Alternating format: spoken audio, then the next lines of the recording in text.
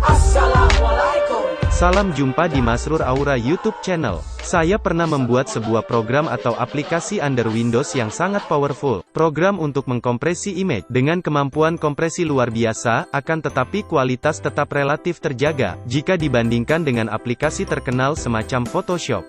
Dalam kemampuan mengkompresi, maka Photoshop kalah jauh. Berikut testimoninya.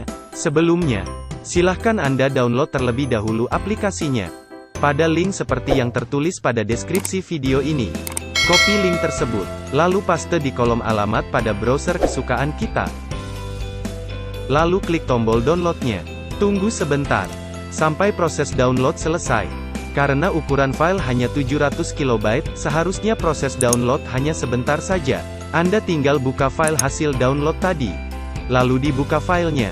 Setelah muncul tampilan ini, klik next. Klik pilihan pada opsi Everyone, lalu klik next kembali untuk memulai proses instalasi. Tunggu hingga proses selesai. Setelah selesai, tinggal close saja. Buka ikonnya di desktop, yang berbentuk anak panah biru, bertuliskan JPG. Jika saat menjalankan program ini, muncul error, mungkin net framework Anda perlu diupdate ke versi 3.5. Selanjutnya, silahkan perhatikan testimoni ini, sampai selesai.